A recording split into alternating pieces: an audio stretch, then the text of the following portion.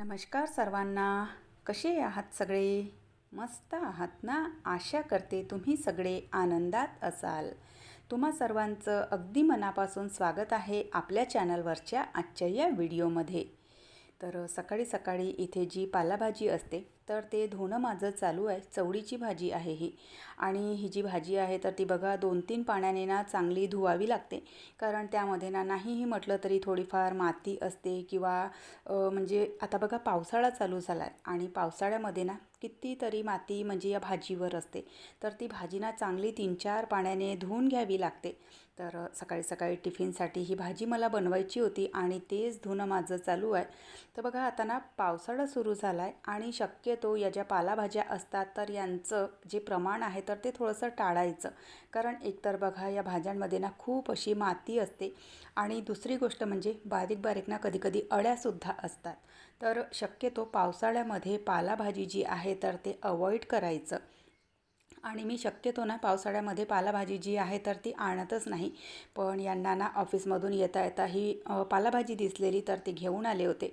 तर त्याला मी छान असं धुवून घेतलं आणि आज ना अगदी सकाळीच कामांना सुरुवात केली आहे. सकाळचे 5:15 वाजलेले होते आणि बाहेरचं जे वातावरण आहे तर ते तुम्ही बघू शकत असाल. सकाळचे 5-5:15 वाजता अगदी हलकासा असा अंधार असतो आणि हलकंसं उजेडलेलं असतं.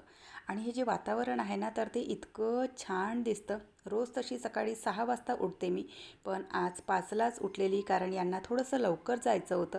तर त्यामुळे मग सकाळी टिफिन वगैरे बनवायचा असतो तर म्हणून मग थोडंसं लवकरच उठावं लागतं. तर भाजी छान अशी धुवून घेतली आणि तिचं पाणी निथरत आहे तोपर्यंत माझं जे सकाळचं जे काही माझं रुटीन असतं तर सकाळी थोडंसं कोमट पाण्यामध्ये लिंबू आणि शहद तर ते मी घेऊन घेतलं. कारण बघा सकाळी सकाळी उठल्या उठल्या ना आपल्या जी दिवसाची सुरुवात आहे तर ती कोमट पाण्यानेच करायची. आपण काय करतो, चहा घेतो किंवा मग कॉफी घेतो. पण त्यापेक्षा सकाळचं सगळ्यात आधी आपल्या पोटामध्ये ना कोमट पाणी जायला पाहिजे. कोमट पाण्यामुळे आपल्या शरीरातलं जे म्हणजे शरीराचं जे काही बॅलन्स आहे किंवा जे काही फंक्शन आहे तर ते व्यवस्थित काम करतात आणि जे हे आपल्या शरीराचे म्हणजे अवयव आहेत तर ते ॲक्टिव्ह होतात. तर त्यामुळे सकाळची जी सुरुवात आहे तर ती कोमट पाण्याने करायची. त्यानंतर मग तुम्ही चहा घ्या किंवा कॉफी घ्या. कारण बघा आपण जे भारतीय आहोत तर त्यांना आपण म्हटलं की चहा घ्यायचा नाही किंवा कॉफी घ्यायची नाही तर कोणीही ऐकणार नाही. इवन मी सुद्धा, कारण मलासुद्धा चहा ना इतका आवडतो पण सकाळी सकाळी मी चहा घेत नाही. तर चला आधी ना इथे भाजीला फोडणी करून घेतली. तर ज्या हिरव्या भाज्या आहेत तर त्यांना ना छान असं लसणच्या ज्या किरल्या असतात तर त्याच्यानी फोडणी करायची आणि सोबतच त्यामध्ये लाल मिरच्या आणि बरेच लोक बघा टमाटर आणि आलू टाकत नाहीत. पण मला ना ज्या पालेभाज्या असतात त्यामध्ये ना आलू छान वाटतात आणि मुलंसुद्धा खातात. कारण बघा मुलांना ना ज्या हिरव्या भाज्या आहेत तर त्या खायला तेवढ्या आवडत नाहीत. तर आलू वगैरे टाकलेले असतील तर आवडीने खाऊन घेतात ते. आलू म्हणजे बटाटा, आमच्या इकडे त्याला आलू म्हणतात. तर ते छान असं टाकून ना मी फोडणी करून घेतली. जेव्हाही आपण पालेभाज्या बनवतो तर जी कढई आहे तर ती थोडीशी आपल्याला छोटी पडते. तर अशा प्रकारे ना थोडी वेळ भाजी झाकून ठेवून द्यायची. तर ती भाजी सगळी अशी चिमून जाते आणि आपल्याला व्यवस्थित असं चम्मच चालवता येतं. ज्या पालेभाज्या आहेत तर त्या छान अशा चटपटीत चांगल्या वाटतात. तर म्हणून मग त्यामध्ये मी थोडंसं चिली फ्लेक्ससुद्धा टाकते. म्हणजे कारल्याची भाजी, भेंडीची भाजी, पालेभाज्या यामध्ये ना थोडंसं चिली फ्लेक्स टाकावा. म्हणजे खूप छान वाटते त्याच्याने. जर असलं तर ठीक, नसलं तर काही फरक पडत नाही. मस्त छान हिरव्या मिरच्या आणि लाल मिरच्यांची फोडणी करायची तर खूप छान वाटतं. आणि सध्याच्या याच्यामध्ये बघा एक ना हे म्हणजे रोजचं रुटीन माझं झालेलं आहे. जे स्प्राउट्स असतात तर ते आवर्जून न चुकता सकाळच्या नाश्त्यामध्ये आणि यांना थोडंसं मी टिफिनवर देते. कारण बघा आपलं आजकालचं जे खानपान आहे, आपलं जे धकाधकीचं जीवन आहे तर त्यामध्ये नुसत्या जेवणातून पाहिजे तेवढे पोषक तत्त्व आपल्याला काही मिळत नाही. आणि रोजच्या रोज आपण आपल्यासाठी म्हणजे एकदम असं न चुकता सलाद बनवणे म्हणजे गाजर खाणे, काकडी खाणे, कच्चा टोमॅटो खाणे तर या गोष्टी आपण करत नाहीत. तर म्हणून मग एक ही सवय मी ना आता सध्या घरी लावून घेतलेली आहे. म्हणजे मी सुद्धा खाते आणि घरच्या सगळ्यांना देते. तर जे स्प्राउट्स असतात तर ते स्प्राउट्स त्यामध्ये थोडेसे बारीक बारीक कट करून कांदे, थोडेसे कट करून टमाटर, गाजर, काकडी, तर या सगळ्या गोष्टी त्यामध्ये टाकते आणि सगळे आवडीने खातात. इवन किट्टूसुद्धा, म्हणजे तिलासुद्धा तो जो सॅलड आहे ना स्प्राऊटचा, तर तो खूप आवडतो. तर चला, आधी ना यांचा टिफिन जो आहे तर तो बांधून घेतला, कारण सकाळी 5:15ला यांना निघायचं होतं. आणि आज ना गंमत अशी झाली, मी 5ला म्हणजे 5:15च्या दरम्यान उठलेली, कारण रात्री झोपायला थोडासा उशीर झाला होता. व्हिडिओचं एडिटिंग वगैरे करायचं राहिलं की 12-12:30 होतात झोपायला. शक्यतो प्रयत्न करते 11 वाजेपर्यंत झोपून जाण्याचा. पण सकाळी मग व्हिडिओचा व्हॉइस ओव्हर द्यायचा असला की सकाळी सगळं खूप हेक्टिक होऊन जातं. तर त्यामुळे ना आठवड्याभरापासून माझं हेच चालू होतं, सकाळी उठून व्हिडिओचा व्हॉइस ओव्हर देणं. मग कामांना खूप डिले होतं. तर त्यामुळे मग ना आज कालच्या रात्रीला मी ना रात्रीच व्हिडिओ सगळा तयार करून ठेवला होता. तर झोपायलाच 12-12:30 वाजले. आणि एकदा का तुमची झोपेची वेळ चुकली की लवकर तुम्हाला झोपसुद्धा येत नाही.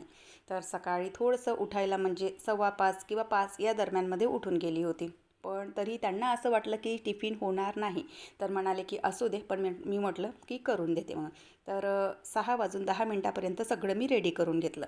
ते त्यांच्या ऑफिसला जाण्यासाठी निघाले आणि त्यानंतर मग निवांत बसून मी माझा जो चहा आहे तर तो बाल्कनीमध्ये घेतला. आधी चहा घेतला, त्यानंतर मग माझी एक्सरसाइजची क्लास होती.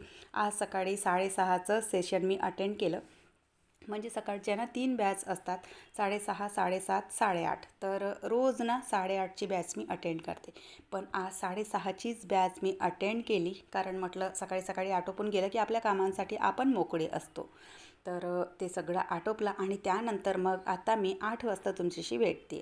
तर सकाळच्या वेळेला स्वयंपाकाचं काम काही पूर्ण संपत नाही, कारण बघा सकाळी ना टिफिनसाठी जी भाजी पोळी असते तर तीच मी बनवते. आणि त्यातल्या त्यात सकाळी सकाळी घाईघाईमध्ये ना इतक्या सगळ्या पोळ्या म्हणजे बनवणं शक्य होत नाही. तर त्यामुळे मग पुन्हा आणखी आमच्यासाठी, आणि आता किट्टूची शाळासुद्धा चालू झाली आहे, तर तिच्यासाठी सुद्धा टिफिन बनवायचा असतो. पहिल्या दिवसाचा ना म्हणजे शाळेचा पहिला दिवस व्हिडिओसुद्धा मी ना शूट केलेला आहे, पण तुमच्यासोबत तो काही शेअर करणं होतच नाही आहे.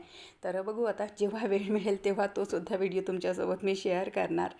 तर त्यानंतर बाकीच्या पुन्हा आणखी ज्या काही पोळ्या असतात, जे काही आपलं स्वयंपाकाचं काम असतं तर ते आटोपायला घेतलं मी. कारण बघा स्वयंपाक आटोपला की त्यानंतर आपण आपले जे काही साफसफाईची कामं आहेत तर ते करण्यासाठी मोकळे होतो. जे स्प्राऊट होते ना तर ते बघा अशा प्रकारे एकत्रच मी खूप सारे जे स्प्राऊट आहेत तर ते भिजत घालते. खूप सारे म्हणजे असं नाही की 8 दिवस चालतील, 2 दिवस आपल्याला चालू शकतील इतके स्प्राऊट मी म्हणजे इतके दाणे भिजत घालते. आता हे बघा सकाळच्या वेळेला मी भिजत घालते आणि सायंकाळपर्यंत म्हणजे 5-6 तासामध्ये हे जे दाणे आहेत ना तर ते छान असे व्यवस्थित फुगून जातात, म्हणजे फुलून जातात. आणि त्यानंतर त्यांना मग अशा प्रकारे ना एक चाळणी आणि त्यावर ना असं कापड घालते आणि त्यामध्ये हे दाणे टाकते. आणि दुसऱ्या दिवशी सकाळपर्यंत ना त्यांना इतके छान असे स्प्राऊट येऊन जातात. म्हणजे स्प्राऊट मेकर जर तुमच्याकडे नसेल ना तर ही अगदी बेस्ट टिप आहे, मी सांगते तुम्हाला. बघा चाळणीमध्ये ना एक कापड ठेवायचं आणि त्यामध्ये ते सगळे दाणे टाकायचे आणि त्यांना ना झाकून त्यावर थोडंसं पाणी शिंपडून घ्यायचं कापडावर आणि त्यांना ना झाकून ठेवून द्यायचं. अगदी रात्रभरामध्ये ना इतके छान असे त्यांना कोंब येतात. तर ते जे स्प्राऊट होते तर ते मी डब्यामध्ये काढून ठेवले आणि पुन्हा आणखी थोडेसे दाणे मी इथे भिजत घातलेले, कारण सगळे ना आवडीने खातात आणि मग खूप असे काही पाहिजे तेवढे ते चालत नाहीत आपल्याला. तर त्यामुळे एनी टाईम फ्रीजमध्ये ना हे जे स्प्राऊट्स आहेत तर ते एका डब्यामध्ये मी भरूनच ठेवते सध्या. म्हणजे तुम्हाला ज्या फॉर्ममध्ये खायचे असतील त्या फॉर्ममध्ये तुम्ही खाऊ शकता, एकतर शिजवून खाऊ शकता किंवा कच्चे खाऊ शकता. कोणत्याही फॉर्ममध्ये हे जे स्प्राऊट आहे ते आपण खाल्ले की आपल्या शरीराला ना इतकं पोषक तत्व मिळतं. म्हणजे बघा आपल्याला डोळ्यांचे प्रॉब्लेम असतील, हार्टचा प्रॉब्लेम असेल किंवा विकनेस वाटत असेल, तर या सगळ्या गोष्टींसाठी ऑल इन वन जो आपण उपाय म्हणू शकतो तर ते म्हणजे स्प्राऊट. तर ही गोष्ट तुम्ही ना तुमच्या आहारामध्ये नक्की सामील करा.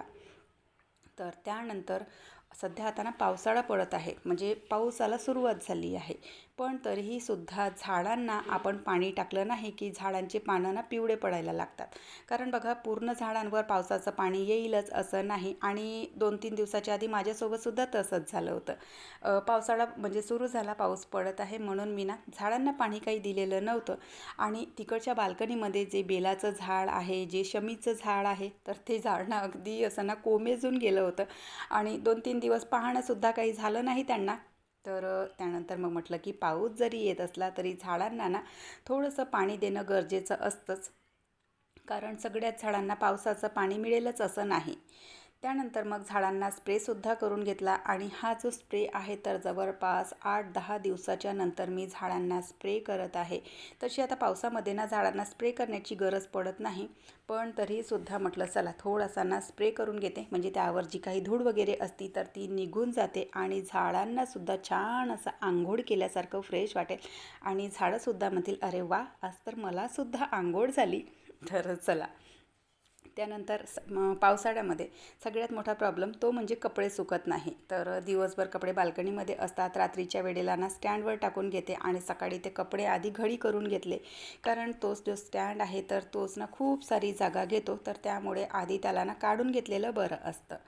त्यानंतर जेही बेड होते तर ते सगळे बेड वगैरे मी जमवून घेतले, म्हणजे साफसफाई करण्याच्या आधी आपल्या घरातले जे काही बेड असतात तर ते बेड आधी जमवून घ्यायचे, बेडशीटा सगळ्या व्यवस्थित लावून घ्यायच्या. कारण बघा, आपण जेव्हा झाडू करतो किंवा पोछा करतो आणि त्यानंतर मग जेव्हा बेड झटकतो ना, तर बेडवरची जी काही डस्ट असते किंवा जो काही छोटा छोटा केर कचरा असतो तर तो खाली फ्लोअरवर पडतो. तर त्यामुळे ना जेव्हा कधी आपल्याला झाडू पोछा करायचा असतो तर त्याच्या आधी सगळे बेड वगैरे जमवून घ्यायचे, कारण आपण दिवसभर बेडवर बसलेलो असतो किंवा मुलं खेळत असतात, तर नाहीही म्हटलं तरी थोडाफार केर कचरा धूळ त्यावर साचलेली असते.